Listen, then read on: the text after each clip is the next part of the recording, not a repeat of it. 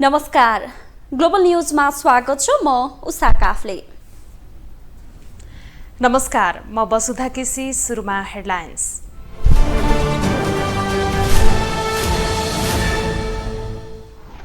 वामपन्थी ध्रुवीकरणका लागि नेता कार्यकर्ताको चर्को दबाव। माओवादीसँग एकता गर्न सकारात्मक रहेको चन्दको प्रतिक्रिया। नयाँ बजेट विज्ञसँगको सुझाव र योजनाका आधारमा ल्याएको अर्थमन्त्रीको दावी। आन्तरिक उत्पादन बढाउने लक्ष्य। इन्धन आपूर्तिमा निजी क्षेत्र संलग्न गराउन अध्ययन गर्न उच्च स्तरीय समिति गठन। मूल्य र वितरण पारदर्शी बनाउने सरकारको भनाई। रुसले युक्रेनमा आक्रमण गरेको 100 दिन पुरा। 20% भूभाग गुम्यो। हार नखाएको राष्ट्रपति जेलेन्स्कीको प्रतिक्रिया। र आइसिसी अन्डर 19 महिला टी20मा नेपालको विजय सुरुवात। कतार 79 रनले पराजित।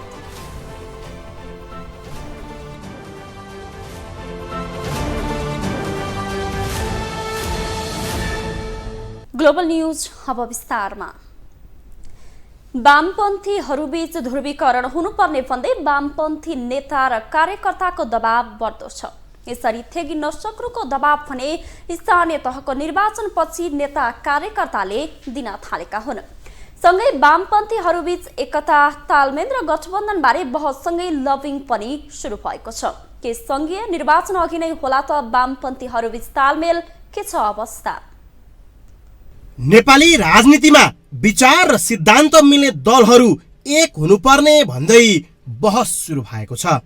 विशेषतः वामपन्थी दल र तिनका नेताहरू विचार र सिद्धान्त मिल्ने दलहरूबीच तालमेल र एकीकरण भए मात्रै दिगो लोकतान्त्रिक स्थिरता, सुशासन र समृद्धि आउने बताउन थालेका हुन्।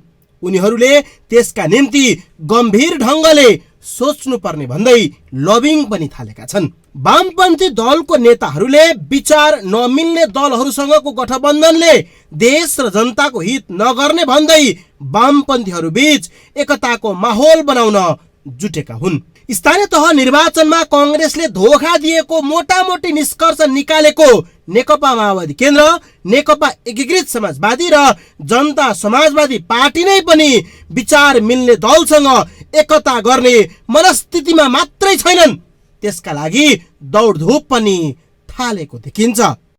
त्यसो त त्यही लबिङ प्रमुख प्रतिपक्षी दल नेकपा एमाले पनि नथालेको भने होइन। एमालेका कतिपय नेताहरू त खुलेरै वामपन्थीहरू बीचको एकताको बहस जबरजस्त ढङ्गले उठाइरहेका छन् भने कतिपय भित्रै माहौल मिलाइरहेका छन्। सम्भावना कहिले टुङ्गिन्छ र? हिजो वामदेव गौतम 54 मा निस्केर जाँदा एमालेमा फेरि फर्केर आउने गरीका शब्द बाणहरू छोडेका थियो र पछि त आउनु पर्यो। अहिले पनि मलाई लाग्छ नेपालका कम्युनिस्टहरू देर सबेर, अहिले तपाईँको मिडियाबाट म भन्न चाहन्छु, देर सबेर एउटा टेबलमा नआउने हो भने धेरैका पार्टी विघटनको ठाउँमा जान्छन्। ल, स्थानीय तह निर्वाचनपछि वाम एकता र विचार सिद्धान्त मिल्ने दलहरूबीच एकता हुनुपर्ने भन्दै बहस सुरु भएको हो। निर्वाचनमा कम्युनिस्टहरू एक हुन नसक्दा कांग्रेसले लाभ मात्रै लिएको, त्यसको बदलामा बरु उल्टै कांग्रेसले आफूहरूलाई धोका दिएको कम्युनिस्ट दलका नेताहरूको जिकिर छ। त्यसो त वाम लोकतान्त्रिक गठबन्धन रहिरहे बढी घाटा भने एमालेलाई छ, जुन स्थानीय तह निर्वाचनको परिणामले देखाइसकेको छ। त्यही आधारलाई टेक्दै माओवादी र एकीकृत समाजवादी एमाले लचकता अपनाओस् भन्ने लाइनमा छन्। उनीहरू एमाले लचकता अपनाए तालमेलको बाटो खुल्ला रहेको दावी गरिरहेका छन्। अब मुलुकको आवश्यकतालाई हेर्ने हो भने वाम एकता आवश्यक हो, तर वामपन्थी आन्दोलनका आफूलाई मूल भन्ने नेताहरू जुन छन् नि, ती नेताहरू एकताको पक्षमा छैन। अब यो परिणाम हामीले अपेक्षा गरेको जस्तो आएन। यसका दुईटा मुख्य कारण छन्। गठबन्धन जुन किसिमले, जुन हाइटमा, जुन विश्वासको साथ कामयाब हुनुपर्दथ्यो त्यो कुराहरू भएन। गठबन्धनको संस्कृति जुन हो त्यो संस्कृतिलाई हामीले चाहिँ नि पालन गर्न सकेका छैनौँ भन्ने बुझ्नु। अब हामी सिद्धान्त त वाम गठबन्धनका पक्षपाती नै हौँ। अहिले त हामी संविधानको रक्षा, जनप्रतिनिधि संस्थाको रक्षाका निम्ति हामीले नेपाली काङ्ग्रेस लगायतका अरू शक्तिहरूसँग गठबन्धन गरेका हौँ। राजनीतिक बजारमा यस्तो बहस सुरु भएसँगै आगामी संघीय निर्वाचनमा गठबन्धन र तालमेल कुन कुन दलको कोसँग हुन्छ भन्ने चासो पनि सुरु भएको छ। यही बीचमा 5 दलीय गठबन्धन नटुट्ने आश्वासन पनि गठबन्धन सम्बद्ध वामपन्थी दलका शीर्ष नेताहरूले दिइरहेका छन्। एकातिर नेता कार्यकर्ताको वाम तालमेल गर्न तीव्र दबाव माओवादी समाजवादी सहित एमालेलाई र अर्कोतिर गठबन्धन नफुटाउने प्रचण्ड माधवको देउबाला आश्वासन। अब कसले बाजी मार्छ त्यो भने आगामी दिनमा विकसित हुने राजनीतिक घटनाक्रमले प्रश्न पार्ने देखिन्छ।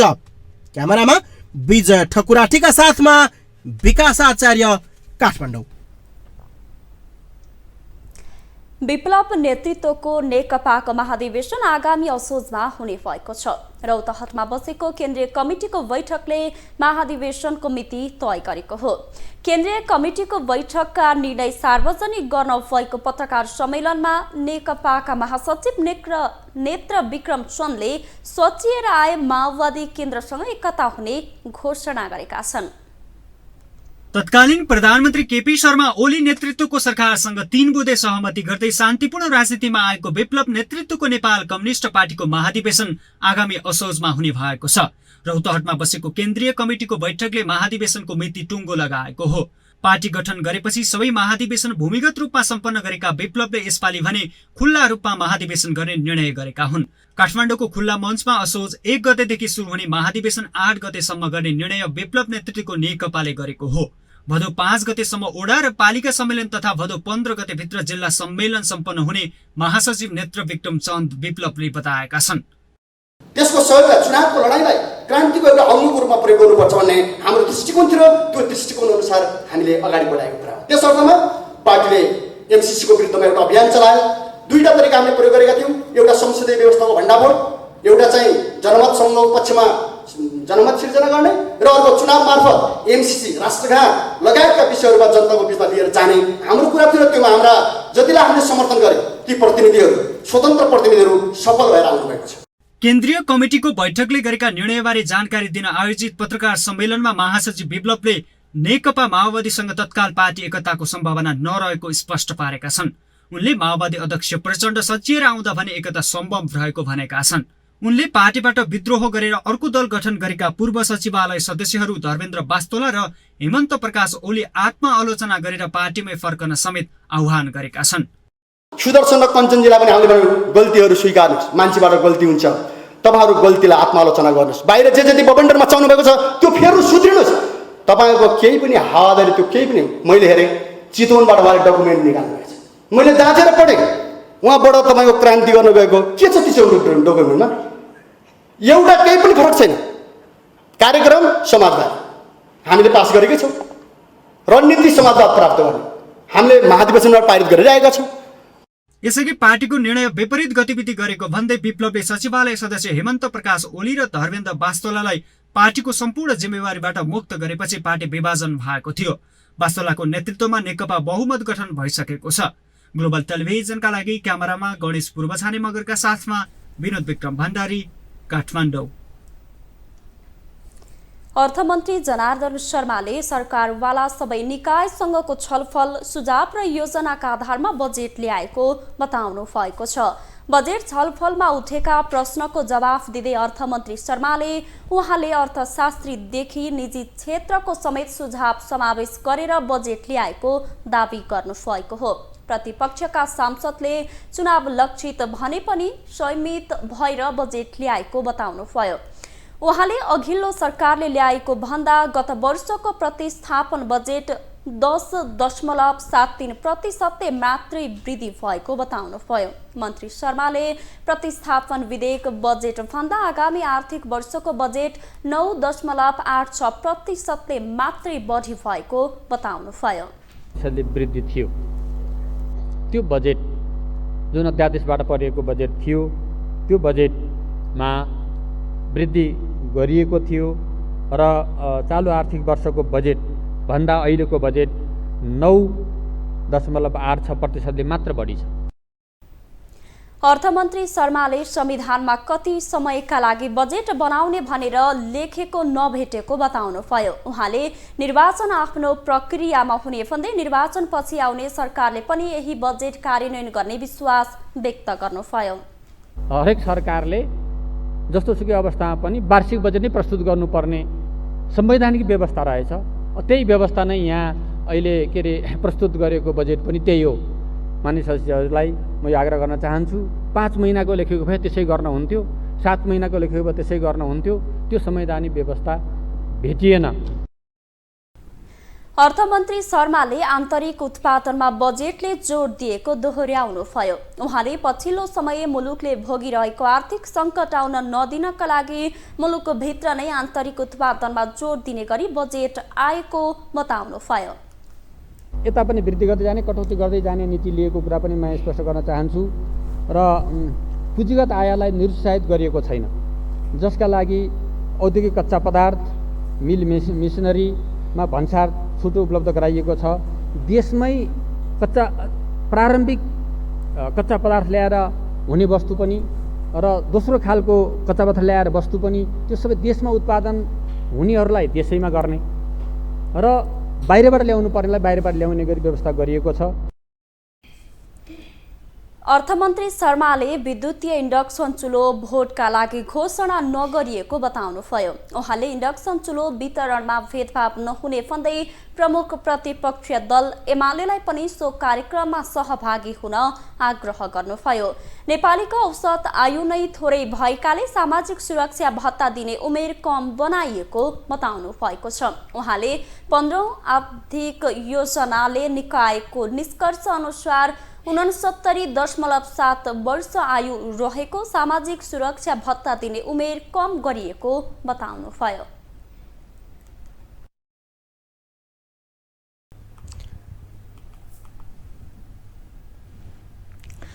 प्रमुख प्रतिपक्षी दल नेकपा एमाले पेट्रोलियम पदार्थमा भइरहेको मूल्य वृद्धि नियन्त्रण गर्न सरकारसँग माग गरेको छ। संसदमा जरुरी सार्वजनिक महत्त्वको प्रस्ताव दर्ता गरेको एमाले मूल्य वृद्धि नियन्त्रण गर्न सरकार असफल भएको आरोप समेत लगाएको छ। सरकारले भने निजी क्षेत्रलाई समेत इन्धन आयात गर्न दिने विषयमा अध्ययन कार्यदल बनाएको जवाफ दिएको छ। पेट्रोलियम पदार्थमा निरन्तर भइरहेको मूल्य वृद्धिले महँगी बढेको र आम मानिसको जीवनमा समेत प्रभाव पारेको भन्दै एमाले संसदमा जरुरी सार्वजनिक महत्त्वको प्रस्ताव दर्ता गराएको हो। प्रमुख सचेतक विशाल भट्टराई प्रस्तावक रहेको प्रस्तावमा राप्रपा सांसद राजेन्द्र लिङदेल समेत समर्थक थिए, जुन प्रस्तावमाथि प्रतिनिधि सभामा शुक्रबार छलफल समेत भएको छ। छलफलका क्रममा एमाले प्रमुख सचेतक विशाल भट्टराईले पेट्रोलियम पदार्थमा भइरहेको मूल्य वृद्धिबारे सरकारको जवाफ मागेका छन्। उनले निजी क्षेत्रलाई समेत पेट्रोलियम पदार्थको आयात गर्न दिने सरकारको तयारीबारे समेत सरकारको जवाफ मागेका छन्। नेपाल आयल निगमले पेट्रोलियम पदार्थको आयातमा जुन खालको एकाधिकार छ, त्यो एकाधिकारको अन्त्य गर्ने आकर्षक नाराको पछाडि यसलाई निजी क्षेत्रलाई जिम्मा दिने एउटा अर्थ यो वार्षिक बजेटमा पनि यो प्राप्त भएको छ, नीति कार्यक्रममा पनि भनिएको छ। निजी क्षेत्रलाई दिने आधार के हो त? अहिले हामीले नेपाल आयल निगमले गर्दै आएको पेट्रोलियम पदार्थको आयातको कारोबार निजी क्षेत्रलाई दिनलाई कुन नियमका आधारमा, कुन कानुनका आधारमा हामी दिन्छौँ? एमाले सांसदहरूले दर्ता गराएको प्रस्तावमा सत्तारूढ दल नेपाली कांग्रेसका सांसदहरूले समेत समर्थन जनाएका छन्। कांग्रेस सांसद गगन कुमार थापाले पेट्रोलियम पदार्थमा भइरहेको मूल्य वृद्धि नियन्त्रण गर्न सरकारको ध्यान आकर्षण गराए। उनले मूल्य वृद्धिको मारमा परेका जनतालाई राहत दिन सरकारसँग माग समेत गरेका छन्। हामीले अरू कुनै यहाँ हामीले भन्सार छ, मूल्य अभिवृद्धि छ, प्रदूषण शुल्क छ, सडक मर्मत कर छ, यसमा केही न केही घटाएर हामीले राहत दिनै पर्छ अहिलेको बेला। त्यसपछि मात्र अरू धेरै कुराहरू हाम्रो नियन्त्रणमा आउँछ। खपत कम गर्ने प्रभावकारी उपाय पनि हामीले बनाउनै पर्छ। मध्यम स्तरमा म ध्यान आकर्षित गर्न चाहन्छु, हाम्रो स्टोरेज 6 महिना होइन, जम्मा 8-10 दिनको मात्रै छ। हामीले गफ गरेको बनाएन। हामीले स्टोरेज कपासिटी हामीले बढाउनै पर्छ। त्यसो गरेको आज हामीसँग अलिकति भए पनि थोरै राहत हुन्थ्यो। र क्रुड ओइल र रिफाइन्ड ओइलको बिचमा अहिले पेट्रोलियम प्रडक्टको बिचमा जुन प्राइसको डिफ्रेन्सेस आएको छ, यसले हामीले के सङ्केत गरेको छ भने आगामी दिनमा झन् अप्ठ्यारो हुनसक्छ। भारतमा सस्तो हामीका धेरै महँगो हुनसक्छ। त्यसैले क्रुड किनेर अन्त कतै राखेर रिफाइन गर्न सक्ने व्यवस्था गर्न सकिन्छ कि यसको बारेमा अहिलेदेखि सोचौँ। त्यस्तै काङ्ग्रेस सचेतक पुष्पा भुषालले समेत मूल्यवृद्धि नियन्त्रण गर्न सरकारसँग माग गरेकी छन्। उनले आयातित वस्तुको प्रतिस्थापन गरेर मूल्यवृद्धि नियन्त्रण गर्न सरकारलाई सुझाव समेत दिएका छन्। आम नेपाली जनता पनि न्यून आय तलब भएका, गरिबीको रेखामुनि रहेका कमजोर समुदायहरूले त्यसको मूल्य चुकाउनु पर्ने भएको हुनाले पनि मलाई लाग्छ सबभन्दा बढी नेपाल सरकारको गम्भीर ध्यान आकर्षण यो विषयमा हुनु पर्दछ भन्ने हामीलाई लागिराखेको छ। सभामुख महोदय, छलफलमा सांसदहरूले उठाएका प्रश्नको जवाफ दिँदै उद्योग वाणिज्य तथा आपूर्ति मन्त्री दिलेन्द्र बडुले भने पेट्रोलियम पदार्थको आयात गर्न निजी क्षेत्रलाई समेत अनुमति दिने विषयमा अध्ययन गर्न कार्यदल गठन भएको जानकारी दिएका छन्। उनले अन्तर्राष्ट्रिय बजारमा भएको मूल्यवृद्धि अनुसारै नेपालमा समेत प्रभाव परेको भन्दै मूल्यवृद्धि नियन्त्रणका लागि नेपाल आयल निगमको पुनर्संरचनामा समेत सरकारले ध्यान दिने बताएका छन्। पेट्रोलियम पदार्थ एवं एलपी ग्यासको आपूर्तिमा निजी क्षेत्रलाई संलग्न गराउने, पेट्रोलियम पदार्थको कारोबार, आपूर्ति तथा वितरण प्रणाली र यसको कारोबार गर्ने संस्थाले अवलम्बन गरेका असल अभ्यासको सीमावलोकन गर्ने लगायतका विषयवस्तुहरू समावेश गरी प्रतिवेदन पेश गर्नका निमित्त नेपाल सरकारले राष्ट्रिय योजना आयोगका उपाध्यक्षको नेतृत्वमा राष्ट्र ब्याङ्कका गभर्नर, अर्थ मन्त्रालय, प्रधानमन्त्री तथा मन्त्रीवस्तु कार्यालय, ऊर्जा जलस्रोत तथा सिँचाइ मन्त्रालय र उद्योग वाणिज्य तथा आपूर्ति मन्त्रालयका सचिवहरू र विज्ञहरू समेत रहने गरी एउटा उच्चस्तरीय अध्ययन कार्यदल गठन गर्ने निर्णय गरेको विषय समेत म जानकारी गराउन चाहन्छु। सरकारको निर्णयअनुसार नेपाल आयल निगमले बिहिबार मात्र इन्धनमा लाग्दै आएको कर मध्ये 10 रुपैयाँ कम गर्ने निर्णय गरेको थियो। त्यसैअनुसार पेट्रोलियम पदार्थको मूल्य समेत घटेको छ। एमाले भने जेठ 10 गते नै संसदमा जरुरी सार्वजनिक महत्त्वको प्रस्ताव दर्ता गराएको थियो। ग्लोबल टेलिभिजनका लागि अमृत राज काफ्ले, काठमाडौँ। संघीय संसदको राष्ट्रिय सभाबाट यौन अपराध विरुद्ध उजुरी दिने हदम्याद सम्बन्धी व्यवस्थाको पुनरावलोकन सम्बन्धी संकल्प प्रस्ताव सर्वसहमतिले स्वीकृत भएको छ। शुक्रबार बसेको सभाको बैठकले सभाबाट स्वीकृत यौन अपराध विरुद्ध उजुरी दिने हदम्याद सम्बन्धी व्यवस्थाको पुनरावलोकन सम्बन्धी संकल्प प्रस्ताव राष्ट्रिय सभा नियमावली 2075 को नियम 87 बमोजिम कार्यान्वयन गर्न नेपाल सरकारलाई निर्देश गरेको हो। यौन अपराध विरुद्ध उजुरी दिने हदम्याद सम्बन्धी व्यवस्थाको पुनरावलोकन सम्बन्धी संकल्प प्रस्ताव सर्वसहमतिले स्वीकृत गरेको राष्ट्रिय सभा अध्यक्ष गणेश प्रसाद तिमल सिन्हाले घोषणा गर्नुभयो। यसको विपक्षमा हुने माननीय सदस्यले हुन्न भन्नुहोला, यो प्रस्तावको पक्षमा हुने माननीय सदस्यहरूले हुन्छ भन्नुहोस्, यो प्रस्तावको विपक्षमा हुने माननीय सदस्यले हुन्न भन्नुहोस्। हुन्न भन्ने आवाज सुनेन, तसर्थ माननीय कमला पन्त प्रस्तावक र माननीय डाक्टर विमला राई पौड्याल, माननीय विमला घिमिरे, माननीय गंगा कुमारी बेलवासे, माननीय परिमला कुमारी, माननीय मदन कुमारी शाह गरिमा, माननीय तुलप्रसाद विश्वकर्मा, माननीय खिमलाल देवकोटा र माननीय शेखर कुमार सिंह समर्थक भई दर्ता गर्नुभएको यौन अपराध विरुद्ध उजुरी दिने हदम्याद सम्बन्धी व्यवस्थाको पुनरावलोकन सम्बन्धी संकल्प प्रस्ताव सर्वसम्मतिले स्वीकृत भएको घोषणा गर्दछु। राष्ट्रिय सभा सदस्य कमला पन्थ प्रस्तावक र डाक्टर विमला राई पौडेल, विमला घिमिरे, गंगा कुमारी बेलवासे, प्रमिला कुमारी, मदन कुमारी शाह गरिमा, तुलप्रसाद विश्वकर्मा, खिमलाल देवकोटा र शेखर कुमार सिंह समर्थक भई दर्ता गर्नुभएको यौन अपराध विरुद्ध उजुरी दिने हदम्याद सम्बन्धी व्यवस्थाको पुनरावलोकन सम्बन्धी संकल्प प्रस्ताव सर्वसहमतिले स्वीकृत भएको हो। ग्लोबल न्यूजमा एकैछिन ब्रेक।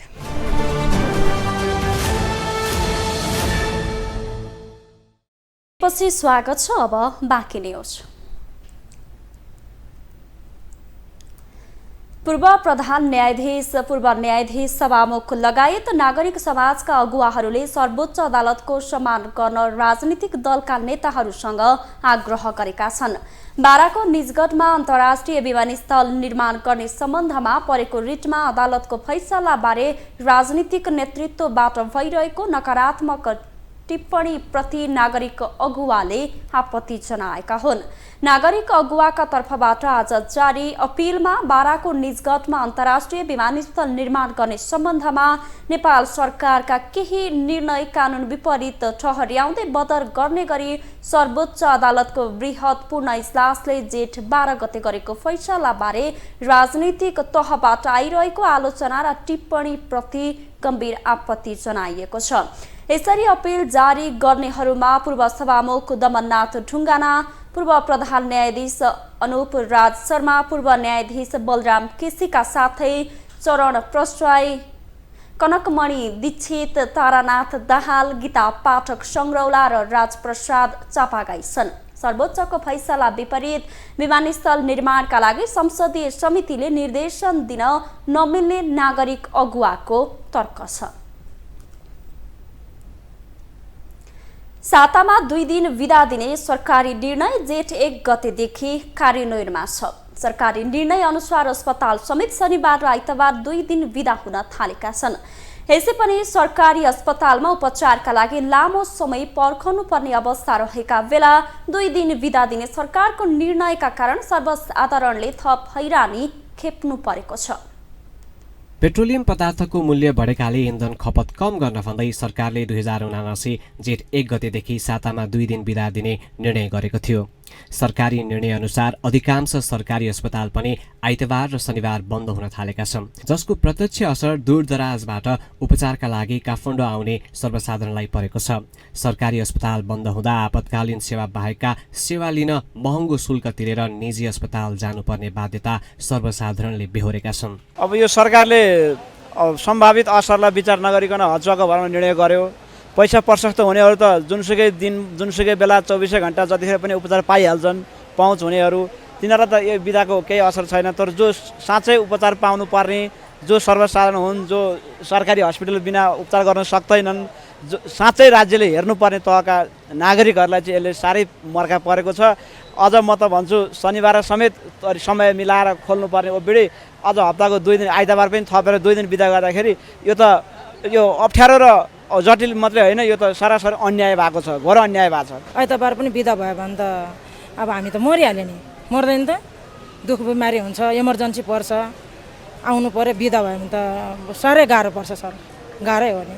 सरकारलाई त अब यो बिदा चाहिँ बन्द गरिदिनु पर्यो, हटाइदिनु पर्यो, बन्द भने हटाइदिनु पर्यो। यता वीर अस्पतालका निर्देशक डाक्टर भूपेन्द्र बस्नेतले सरकारी निर्णय अनुसार अस्पतालको बहिरङ्ग सेवा बन्द गरेको बताएका छन्। उनले 2 दिन सार्वजनिक बिदा दिएको भए पनि आकस्मिक सेवा भने 24 घण्टा उपलब्ध रहेको बताएका छन्। सरकारले निर्देशन दिए बिदाको दिन पनि सेवा दिन तयार रहेको उनको भनाइ छ। वीर अस्पताल नेपाल सरकारको अस्पताल हो। नेपाल सरकारले गरेका निर्णयहरू हामीले पालना गर्नुपर्छ। शनिबार र आइतबार बिदा दिने नेपाल सरकारको निर्णयअनुसार हामीले बिदा दिएका छौँ र हामीले नेपाल सरकारको निर्णयअनुसारै हामीले 1 घण्टा थप समय पनि काम गरेका छौँ। हाम्रो अस्पताल पहिले नै 9 बजेदेखि 5 बजेसम्म चल्थ्यो। अहिले हामीले 8:30 बजेदेखि 5:30 बजेसम्म चलाएका छौँ अरू 5 दिन। अब टाढाबाट आउने बिरामीलाई कुर्नुपर्ने बाध्यता अर्कै होला, तथापि हामीले दिने सेवामा बिरामीलाई धेरै असर पर्छ जस्तो मलाई लाग्दैन।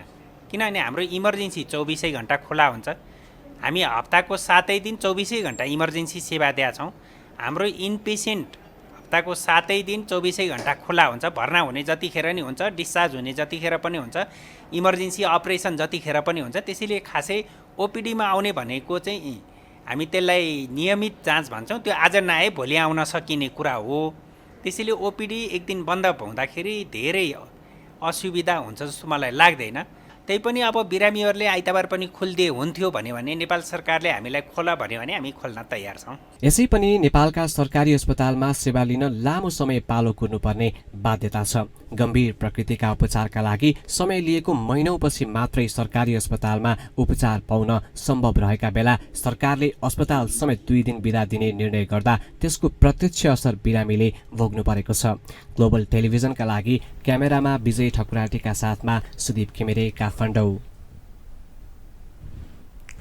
काठमाडौँ महानगरपालिकामा मेयर बालेन्द्र शाहले कार्यभार सम्हालेको 1 साता पुग्न थालिसक्यो।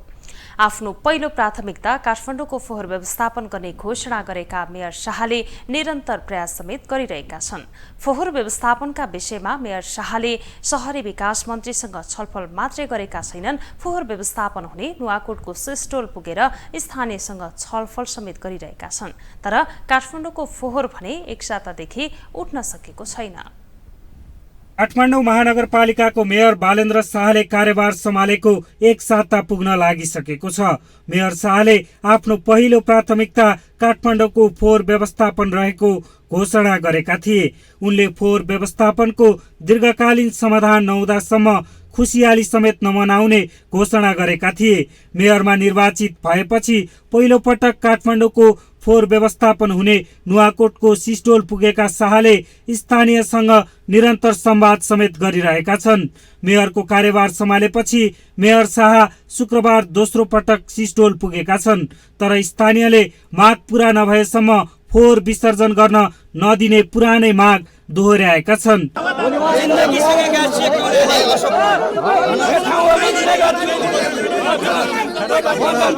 मेयर शाहले सिस्टोलमा दुर्गन्ध नफैलिने व्यवस्था मिलाउने प्रतिबद्धता व्यक्त गरेका छन्। उनले फोहोर व्यवस्थापनमा अवरोध नगर्न सिस्टोलका स्थानीयलाई आग्रह समेत गरेका छन्। एउटा प्लानिङ गरेर त्यो प्लानिङको आधारमा अनि हामी के गर्ने भन्ने कुराको टुङ्गो गरौँ।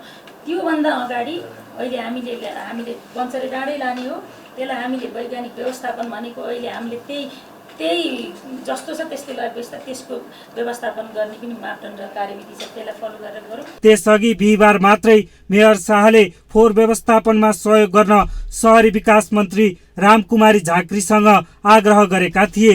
जवाफमा मन्त्री झाँक्रीले बन्चरे डाँडामा व्यवस्थित तरिकाबाट फोहोर व्यवस्थापन गर्न मन्त्रालयले सक्दो सहयोग गर्ने प्रतिबद्धता व्यक्त गरेकी छन्। गन्ध नआउनलाई चाहिँ 1 हप्ता लाग्छ है, त्यो केमिकल हालिसकेपछि। केमिकल हाल्न चाहिँ यहाँ केमिकल आउनु पर्यो है, फेरि केमिकल आउने ट्रक रोकिनु भएन होइन, त्यो कुराहरू यसको व्यवस्थापन गर्नलाई 3 महिना जस्तो लाग्छ। मेयर शाहले फोहोर व्यवस्थापनका लागि प्रयास गरिरहेको भए पनि काठमाडौँमा भने 1 सातादेखि फोहोर उठ्न सकेको छैन। फोहोर व्यवस्थापनमा समस्या आउँदा काठमाडौँका गल्ली गल्लीमा फोहोर थुप्रिएको छ। ग्लोबल टेलिभिजनका लागि क्यामेरामा वेद श्रेष्ठका साथमा अभिषेक सापकोटा, काठमाडौँ। अब पालो ग्लोबल भोइसको।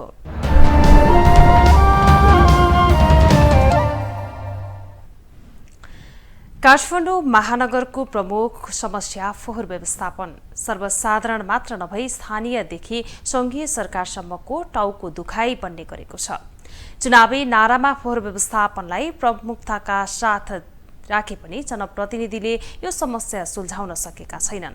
यसै सन्दर्भमा ग्लोबल भोइसमा आज हामीले सर्वसाधारणलाई सोधेका छौँ, काठमाडौँको फोहोर व्यवस्थापनमा सधैँ समस्या देखिनुलाई के भन्नुहुन्छ? अब यो खासै के हो भने यो महानगरपालिकाले एउटा अव्यवस्थित जुन फोहोरलाई व्यवस्थापन गर्न नसकेकै हो होइन। अब यो चाहिँ फोहोर सम्बन्धी यो समस्या त धेरै नै जटिल नै छ। वास्तवमा अहिले पनि सडकमा हिँड्न सक्ने अवस्था छैन। यो चाहिँ के हो भने महानगरपालिकाले यसलाई व्यवस्थापन पक्षमा ध्यान नदिएको कारणले गर्दा यो जटिल अवस्थामा आइरहेको छ अहिले। अब यो फोहोर धेरै थुप्रेर यहाँ दुर्गन्धित भइरहेछ। यो छिटोभन्दा छिटो यो सरसफाइलाई छिटोभन्दा छिटो राम्रो गरेर हटायो भने राम्रो हुन्छ होइन। अब हामीलाई यो प्रदूषणले असर पारिरहेछ गाउँ छिमेकी टोलहरूलाई होइन। अब अरू त यस्तै हो, त्यो सरसफाइ छिटोभन्दा छिटो राम्रो गरियो भने झन् राम्रो हुन्छ भन्न चाहन्छु। अब यसको लागि एउटा दीर्घकालीन सोच चाहिँ हुनु पर्यो। अब फोहोरलाई मोहरमा बदल्ने किसिमका चिजहरू चाहिँ अब ल्याउनु पर्यो। अब हामीले पनि जसले हजुरको चाहिँ फोहोरहरू घरबाट निकाल्छौँ, त्यो फोहोर निकाल्दाखेरि त्यो तपाईँको सडेर जाने, गलेर जाने ती वस्तुहरूलाई एकातिर राख्नु पर्यो। त्यो नसर्ने चिजहरूलाई अर्कोतिर राखिदिनु पर्यो। अब त्यसलाई चाहिँ हामीले आफ्नै घरमा पनि कम्पोस्ट रूपमा युज गर्न सक्छौँ। यो जति पनि बाटोमा दुर्गन्धित बढिरहेछ त्यो त पब्लिकको पनि अलिकति टेक केयर गर्नुपर्छ। त्यसको साथै अब नगरपालिकाले मैले सुन्दैछु नयाँ मेयर साहब चाहिँ अहिले सबभन्दा पहिला चाहिँ उहाँ चाहिँ कता सिस्टोल कि के भन्छ त्यहाँ चाहिँ जानुभएछ। सायद यसको सल्युसन, उहाँ चाहिँ इन्जिनियर पनि हो, अब यसको सल्युसन निस्केला। यो अब अहिले नयाँ विद्यासुन्दर साक्यज्यू नै अहिले भएको भए चाहिँ एकदमै कडा प्रश्न गर्नुहुन्थ्यो। धेरै नै अहिले हामीले आन्दोलन नै गर्नुपर्ने स्थिति आउँथ्यो। तर कस्तो कि भर्खरै ट्रान्जिसन भएको हुनाले नयाँ मेयर साहब आएको हुनाले अब सबै कुरा उहाँलाई पनि दोष लाउनु भएन। अब पुरो भइसकेकोलाई पनि गाली गरेर समस्या समाधान हुनेवाला छैन। त्यही भएर अहिले पर्खर हेरेको स्थितिमा छौँ। तर यो छिटो समाधान हुनुपर्छ जस्तो लाग्छ। अब अहिले त पहिलाको भन्दा अलि राम्रो छ कि ठाउँ ठाउँमा बोरामा राखेर एउटा सिस्टम अलिक राम्रै बनायो होइन। अब पहिला पनि जहाँ तहाँ फोहोर फालिदिने यो गर्ने त्यो सिस्टम आयो भने जति सक्दो राम्रो हुन्छ। उसलाई डम्पिङ साइट बनाएर होइन फोहोर व्यवस्थालाई राम्रो बनाउनु पर्यो। अब पालो इन्टरनेसनल न्युजको।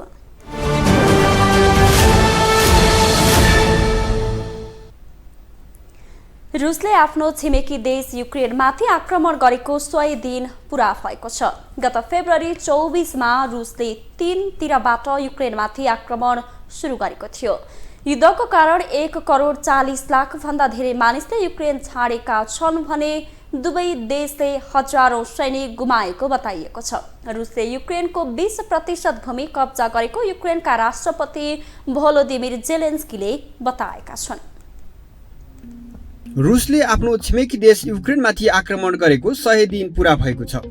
गत फेब्रुअरी 24 देखि सुरु भएको आक्रमणमा परि दुवै देशले हजारौं सैनिक गुमाउनुको साथै ठूलो परिणाममा हात हतियार गुमाएका छन्। रुसले युक्रेनको 20% भूमि कब्जा गरेको युक्रेनका राष्ट्रपति भोलोदिमिर जेलेन्स्कीले बताएका छन्। युद्धकै कारण गम्भीर मानवीय सङ्कट निम्तिएको युक्रेनमा 25,000 किलोमिटर सडक, 100 पुल र 12 विमानस्थल ध्वस्त भएको छ भने 500 स्वास्थ्य संस्था, 200 उद्योग र 100 शैक्षिक संस्था क्षतिग्रस्त बनेको अन्तर्राष्ट्रिय सञ्चार माध्यमहरूले जनाएका छन्। युद्धको कारण युक्रेनको 40% कुल गार्हस्थ्य उत्पादन समेत गुमेको छ। युक्रेनका राष्ट्रपति भोलोदिमिर जेलेन्स्कीले 30,000 भन्दा धेरै रुसी सैनिकले यस युद्धमा ज्यान गुमाएको दावी गरेका छन्। रुस युक्रेन युद्धकै कारण विश्वभर इन्धन र खाद्यान्नको मूल्य बढेको छ। पश्चिमा देशहरूले रुसमाथि कडा आर्थिक नाकाबन्दी लगाएका छन्। युद्धको कारण युरोप लगायत विश्वभर आर्थिक सङ्कट समेत देखा परेको छ। यता युद्धको कारण युक्रेनबाट लाखौं सर्वसाधारण पोल्यान्ड, स्लोभाकिया लगायत छिमेकी मुलुकमा शरण लिन पुगेका छन्। तर युद्ध कहिले अन्त्य हुन्छ भन्ने निश्चित भने भइसकेको छैन। युद्धको कारण दुवै देशलाई फाइदा नभए तापनि युद्ध रोकिने सम्भावना अझै देखिएको छैन। रुस युक्रेनको युद्धले युद्धमै रहेका मुलुक मात्र होइन, नेपाल लगायत विश्वका सबै देशलाई समेत प्रभावित बनाएको छ। युद्धकै कारण अन्तर्राष्ट्रिय बजारमा पेट्रोलियम पदार्थको मूल्य आकाशिएको छ। त्यसबाहेक खाद्यान्न सङ्कट आउन सक्ने समेत संयुक्त राष्ट्र सङ्घले चेतावनी दिएको छ। खाद्यान्न सङ्कटको सम्भावित असरलाई कम गर्न नेपालको छिमेकी मुलुक भारत सहित विश्वका 20 बढी मुलुकले गहुँ, चिनी जस्ता वस्तु निर्यातमा प्रतिबन्ध लगाएका छन्, जसको असर नेपाल जस्ता आयातमा निर्भर रहेका मुलुकहरूमा पर्न सक्ने चिन्ता समेत सुरु भएको छ। रुस युक्रेन युद्ध रोक्न राष्ट्रसङ्घले अपिल समेत गरेको थियो। 4 पटकसम्म रुस र युक्रेनका बीच शान्ति वार्ता समेत भएको थियो, तर वार्ता निष्कर्षविहीन अवस्थामा रोकिएको छ र फेरि वार्ता हुने सम्भावना समेत तत्कालै देखिएको छैन। ग्लोबल टेलिभिजनका लागि कविन्द्र तिमल सिन्हा, काठमाडौँ। अफ्रिकी मुलुक केन्याको पूर्वमा भएको एक प्रदर्शनमा प्रहरीले गरेको कारबाहीमा पनि कम्तीमा पनि 4 जनाको ज्यान गएको छ। केन्याको मासिम्बा क्षेत्रमा प्रदर्शनकारीहरूले प्रहरीका विरुद्धमा आन्दोलन गरेका थिए। उनीहरूको भिडलाई रोक्ने क्रममा प्रहरीले गोली चलाएको थियो। गोली लागेर ती आन्दोलनकारीको ज्यान गएको प्रहरीले जानकारी दिएको छ। सो क्षेत्रमा जंगली जनावरले दुःख दिएपछि त्यसका विरुद्धमा सरकारले कुनै कदम नचालेको भन्दै प्रहरीका विरुद्धमा स्थानीयले प्रदर्शन गरेका थिए। प्रदर्शनमा परि अरु 7 जना घाइते भएका थिए। उनीहरूको स्थानीय अस्पतालमा उपचार जारी रहेको बताइएको छ।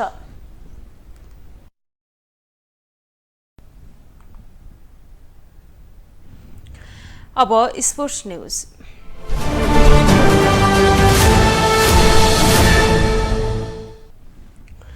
नेपालले आइसिसी अन्डर 19 महिला टी20 विश्वकप एसिया छनौटमा विजय सुरुवात गरेको छ। मलेसियाको युकेएम ओभलमा शुक्रबार कतारलाई 79 रनले हराउँदै नेपालले विजय सुरुवात गरेको हो। जितको लागि 118 रनको विजय लक्ष्य पछ्याएको कतारले 15 ओभर 4 बलमा अलआउट हुँदै 38 रन मात्र बनायो।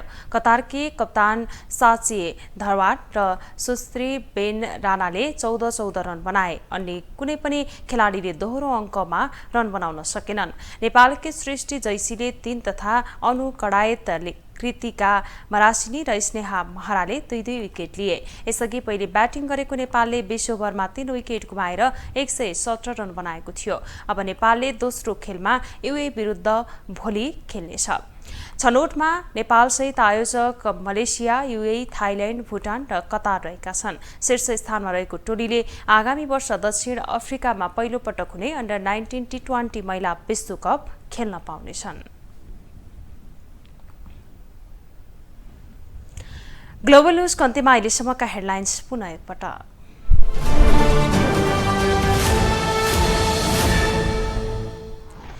वामपन्थी ध्रुवीकरणका लागि नेता कार्यकर्ताको चर्को दबाव, माओवादीसँग एकता गर्न सकारात्मक रहेको चन्दको प्रतिक्रिया।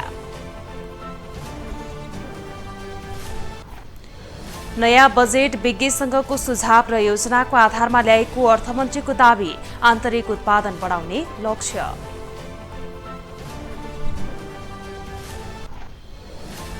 इन्धन आपूर्तिमा निजी क्षेत्र संलग्न गराउन अध्ययन गर्न उच्चस्तरीय समिति गठन, मूल्य र वितरण पारदर्शी बनाउने सरकारको भनाई। रुसले युक्रेनमा आक्रमण गरेको 100 दिन पुरा, 20% भूभाग गुम्यो, हार नखाएको राष्ट्रपति जेलेन्स्कीको प्रतिक्रिया।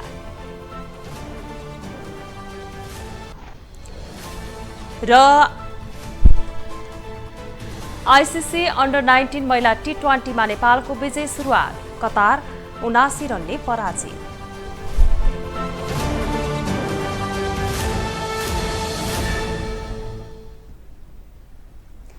ग्लोबल न्यूज अहिलेलाई यति नै। ग्लोबल टेलिभिजन तपाईँ फेसबुक तथा युट्युबमा पनि प्रत्यक्ष हेर्न सक्नुहुनेछ।